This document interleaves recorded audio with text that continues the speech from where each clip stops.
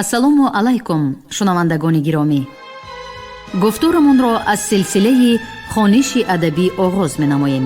ба таваҷҷӯҳи шумо бозгӯи китоби асосгузори сулҳу ваҳдати миллӣ, пешвои миллат, президенти ҷумҳурии Тоҷикистон муҳтарам Эмомалӣ Раҳмон, чеҳраҳои мондагор. ровӣ Ализода Абдурашид Хоҷамқул. гуфтури 47.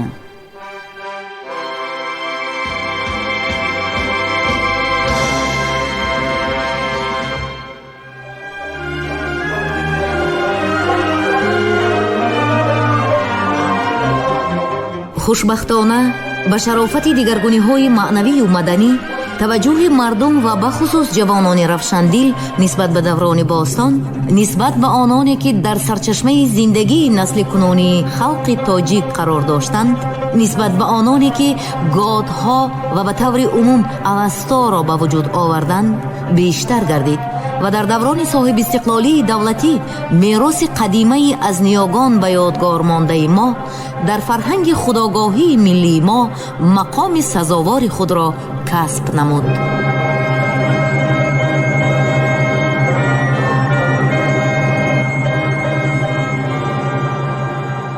عبدالرحمن جامی، پیشوای حوزه علم و ادب ماوراءالنهر و خراسان. معنی که از ایجادیات مولانا برداشتیم باری دیگر ما وارثان او را وادار می سازد که چون شمع سوخته و برای وطن و ملت خود سازیم تا راه نسل‌های آینده این ملتی صاحب تمدن همیشه نورافشان باشد. نصیحت مولانا در این مورد بسیار آموزنده است که می گوید: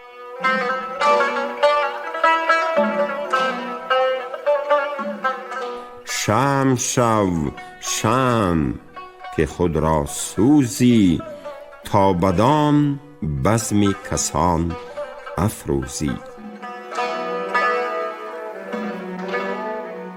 عامل اساسی به اندازه شهرتیار بودن عبدالرحمن جامی، بزرگی او و ماندگاری اثرهای ادبی و علمیش در طول 600 سال اخیر نه تنها در قلمروی زبان، ادبیات و فرهنگ تاجیکی فارسی، بلکه بیرون از آن در محتوای عالی انسان دوستیش ظاهر می گردد که این نمونه عبرت، شایسته پیروی و افتخار هر یک فرد تاجیک است. بسیار اندیشه های انسان دوستانه‌ای که مولانا جامی در موضوع نگاه داشتن افتخار و شرف انسانی و اهمیت آزادی و صاحب اختیاری در حیات انسانها بیان کرده است، هماهنگ سیاست امروزه دولت صاحب استقلالمان می باشد. مثلا در قطعه مشهور دو باز، شاعر آزادی و استقلال را از همه ارزش‌ها و نعمت‌های دنیا بالا می‌گذارد. این باری دیگر از آن شهادت می‌دهد که برای بزرگان ملت ما در همه دور و زمانها استقلالیت و آزادی ملت و وطن آرمانی مقدس بوده است. ولی این بختی بلند و این نعمتی بی‌بها تنها در زمان ما در فرجام عصری 20 نصیب نسل امروزه خلق تاجیک گردید. آرامگاه مولانا جامی در موضع تخت مزار شهر هرات جمهوری اسلامی افغانستان واقع بوده تا امروز قدم جای اهل سخن و ارادتمندان کلام او می باشد.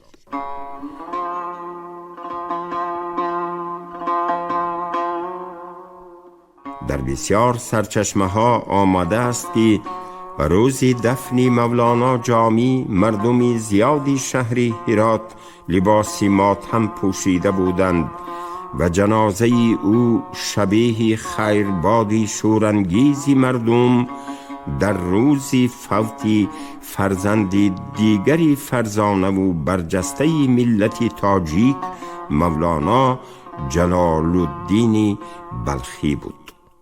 عصرها و نسلها یکدیگر را عوض می کنند، ولی احترام مولانا جامی در دوام این 6 عصر بعدی کاسته نشده، بلکه برعکس تا رفت می افزاید. مهمترین اثرهای ادبی و علمی او به بسیار زبانهای دنیا از جمله انگلیسی و فرانسوی، آلمانی و لاتینی، روسی و عربی، ترکی و هندی، اردو و ارمنی، آذری و ازبیکی و زبانهای دیگر ترجمه و نشر شده اند. به شعر و داستانهای عبدالرحمن جامی شاعرانی بزرگ مانندی عرفی شیرازی، صایب تبریزی، کلیم کاشانی، ناظم هراتی، شوکت بخارایی، میرزا عبدالقادر بیدل، محمد اقبال لاهوری و دیگران جواب گفتند.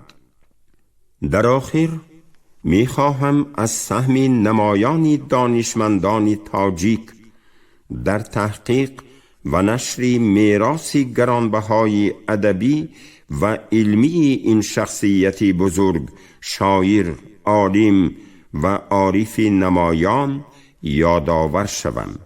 من افتخار دارم که محض به شرافت زحمت و کوشش های اهل ضیای مملکت، جامی شناسی همچون یک شاخه مستقل در علم معاصر شکل گرفت و اعتراف گردید.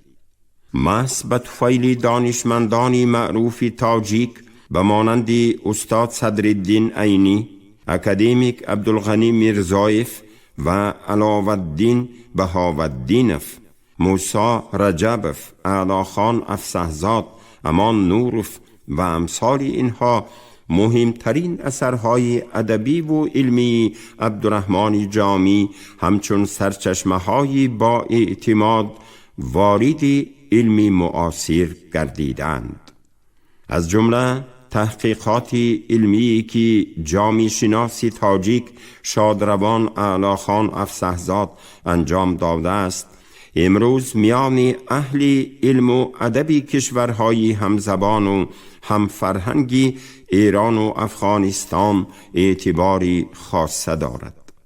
این همکاری علمی سودمند نمونه روشن آن است که دانشمندان تاجیکستان، ایران و افغانستان می توانند در زمینه میراث مشترکمان کارهای بزرگی علمی و ادبی را انجام دهند. امید است که ریاست‌های محترم نهادهای علمی این 3 کشوری همزبان در این باره اندیشه می کنند و یک برنامه همکاری‌های علمی و فرهنگی را مشترکاً تهیه می نمایند. در رابطه با این، رهبریت اکادمی علمها و مؤسسه‌های دیگری علمی و تعلیمی کشور باید در این سمت تدبیرهای ضروری اندیشند.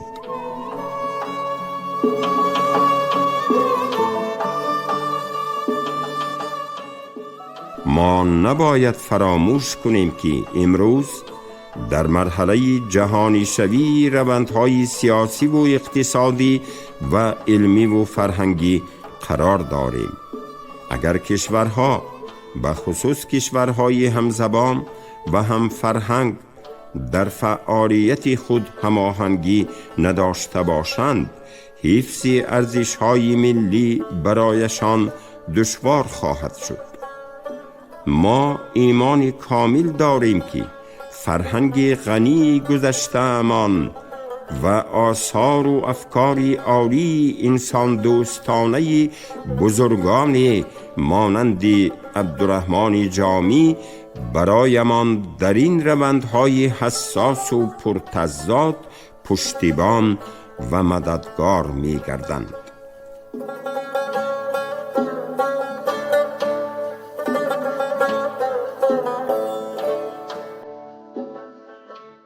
میرزا عبدالقادر بیدل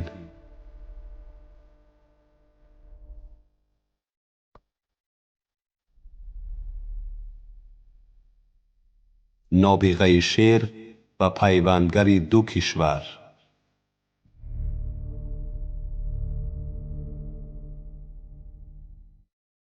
جهانی ابوالمعانی میرزا عبدالقادر بیدل بزرگ جهانی نهایت رنگین و فراخ است که بازکشایی آن خیلی مشکل است. تلاش شناختی راستین تقاضای فطری سیرت انسان است و شناخت مربیان معنویت و خرد انسانی امری است واجب و مقدس. بیدل شخصیتی است که شبیه اقیانوس اسرار و معنی با راز و جذابیت و سحر معروفیتی بی سابقه. سرمنشه او از منطقه فرهنگی خراسانی بزرگ بود و در قلب هندی گوهربار پرورش یافت. او زندگی پیچیده و پرشور ولی شایسته و نیک انسانی، فعالیت سازنده اجتماعی، احساسات و اعمال پسندیده و پیروزی بر حرص مال و ثروت و قدرت داشت. او از افراد کم نظیری بود که در عمل از اصول و معیارهای والای اخلاقی و معنوی پیروی نموده است و خود نمونه نیک و عبرت آموز برای امروز و فرداست. دوران زندگی بیدل زمانی بود که در تصور اکثریت عهد زرین ادب و فرهنگ فارسی پسی سرگردیده بود و گویا زمینه عملی ظاهر شدن نابغه شعر مثل میرزا بیدل وجود نداشت.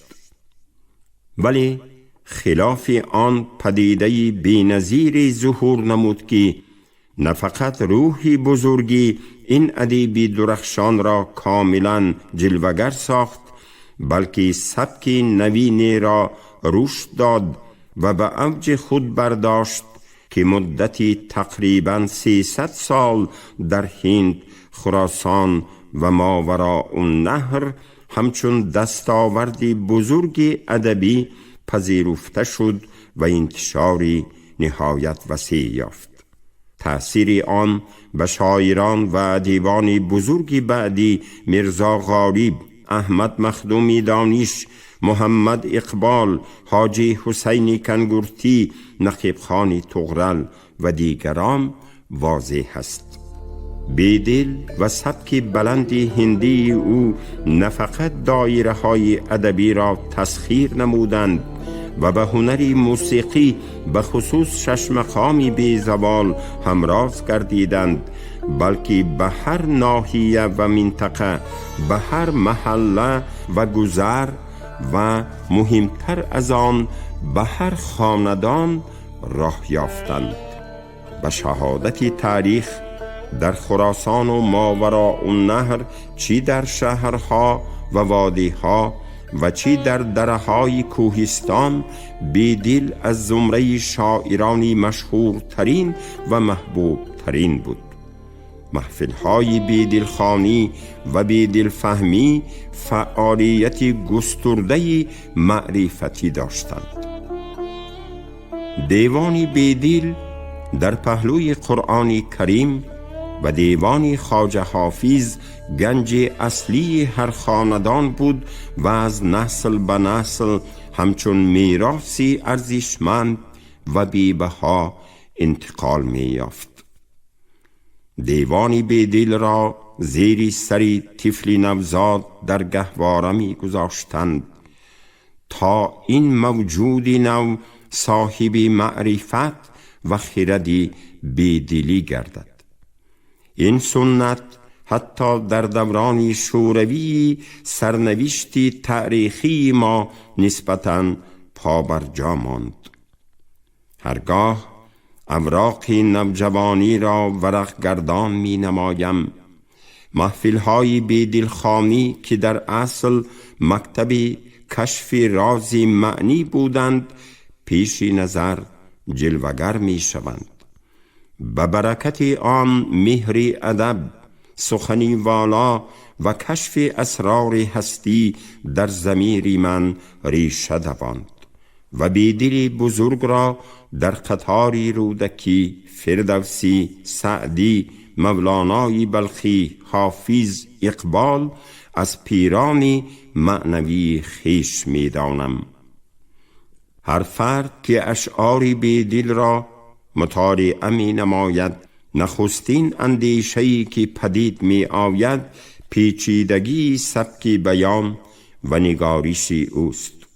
به قول استاد صدرالدین عینی، زبان آثار بیدل دشوارترین زبان ادبی تاجیک می باشد.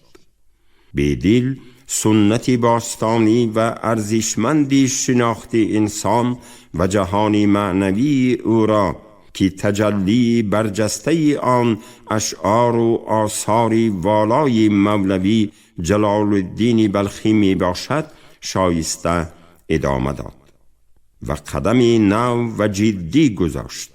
او تلاش نمود سیما و سیرتی پرغناوت و مرکب انسان را در پهنای جهان و کیهانی بیکران و دارای اسرار ناگشوده با دیدی جامع، با آمیزش نیروی قلب و خرد بررسی و ارزیابی نماید و سبک بلند پروازی پر اسرار و پیچیده او تقاضای این امری بزرگ و البته بیانگری نبوغی ناتکراری شاعری اوست. امروز که جامعه بشری درگیر تحولات مرکب، پیچیدگی ها، تضادها، مخالفت و برخوردهای گوناگون می باشد، بیدل با سبک پرمغز خود همدم و هم قدمی ماست. بی جهت نیست که تقریبا تمام آثار او در تاجیکستان و افغانستان نشر شده، تحقیقات دامنه‌دار آن ادامه دارد. امروز در ایران نیز نشر آثار بیدل آغاز یافته است و تحقیقات مهم انجام می گیرند.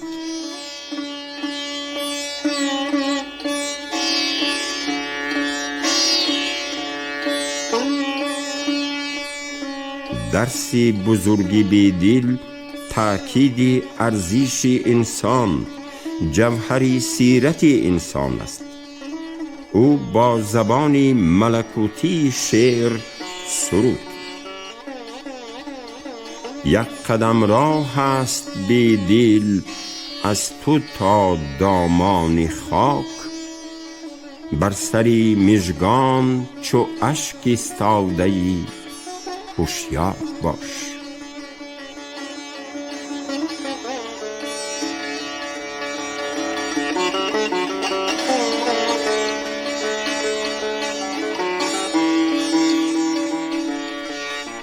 بیدل در آغاز عصر 21 پیوندگری تاریخی و معنوی دو کشوری دوست، تاجیکستان و هندوستان است. پند بزرگی او دوستی و همکاری همه‌جانبه ما به منظور تأمین امنیت و ثبات، پیشرفت و شکوفایی کشورها و مردمان ماست. من مطمئنم روح بیدلی بزرگ در تقویت همدلی خلقهای ما مددگار خواهد بود.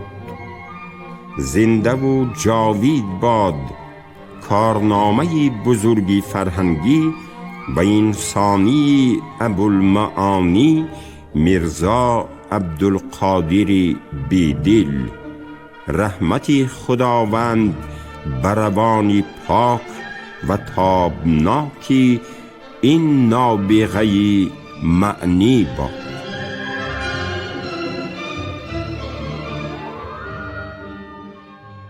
نقیب خان طغرل احراری.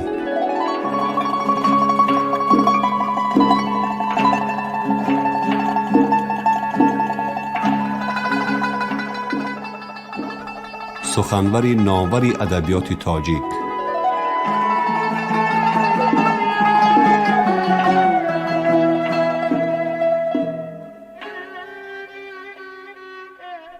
وادی زرافشان همچون یک گوشه مهم و آبادی تاجیکستانی صاحب استقلالی ما، سرزمینی دارای تاریخ قدیمه و امکانیت‌های بای طبیعی بوده، سهم ساکنان زحمتکشی شهر و ناحیه‌های آن در آباد و پیشرفته گردیدن کشورمان خیلی نظررس می باشد.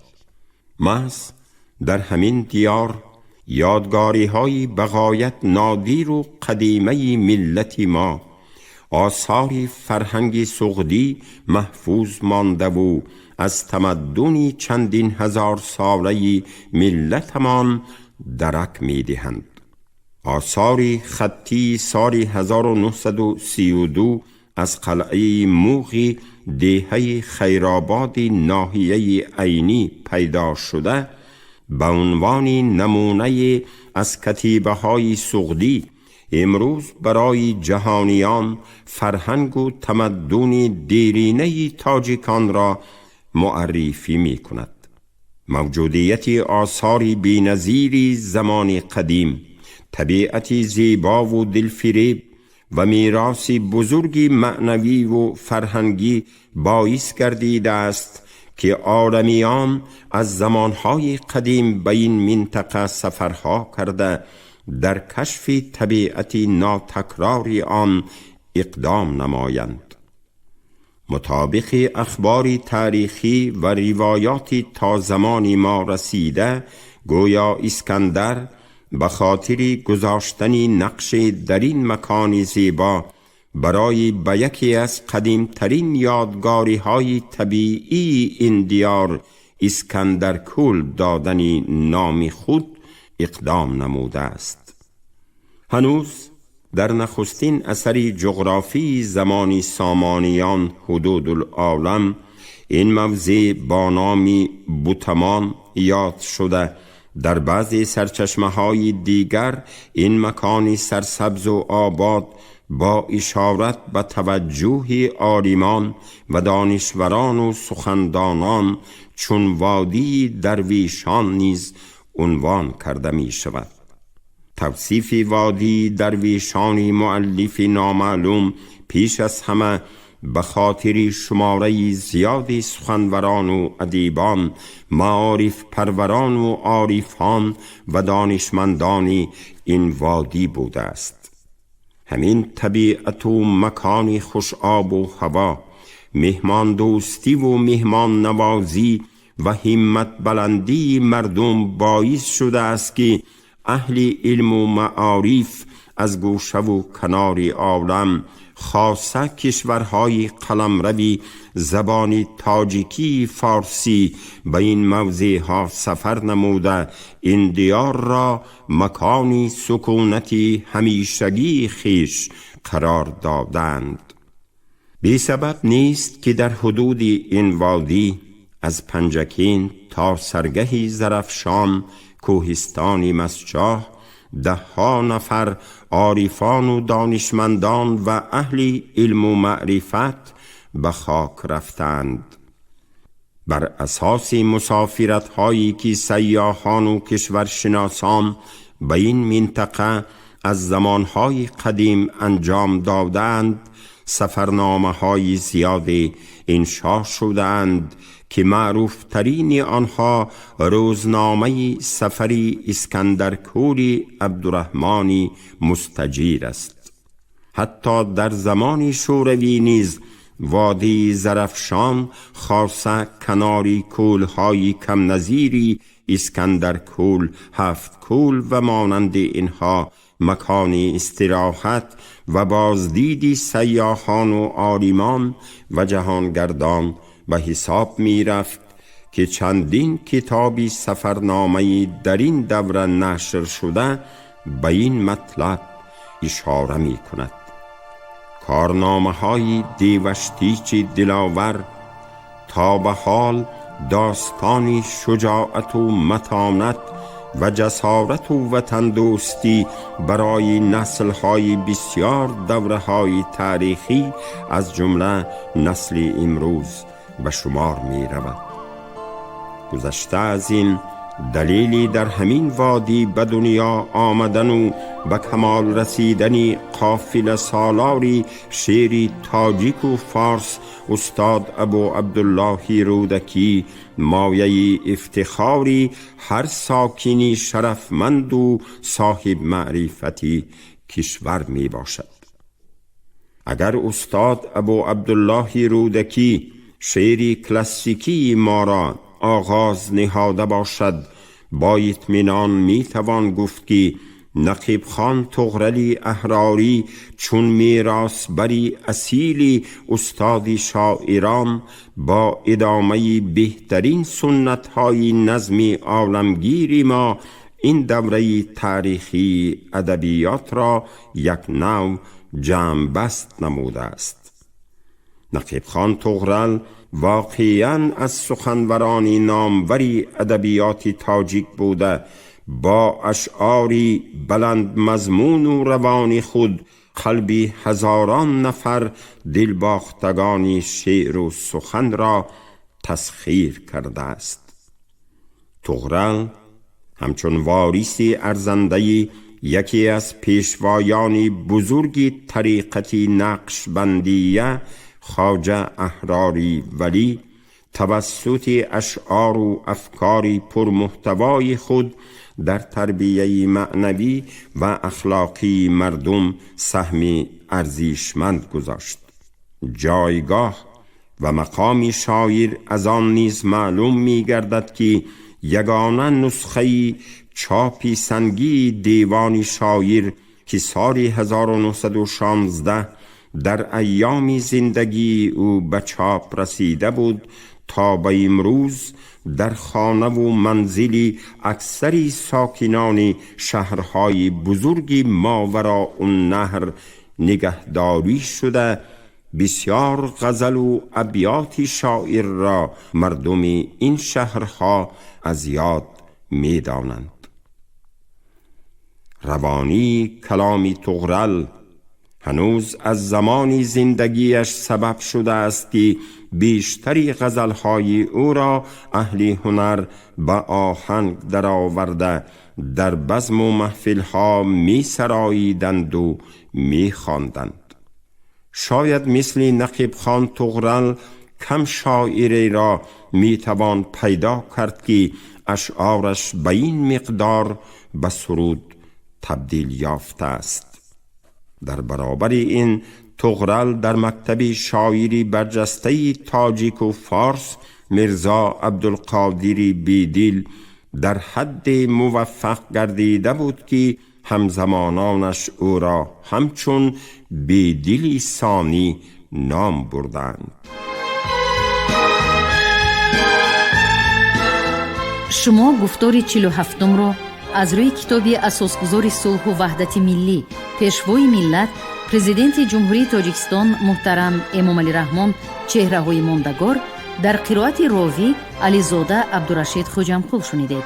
کارگردان شیرعلی نغزلی، منظم آواز کریم طالبوف. پایان گفتار از سلسله خوانش ادبی.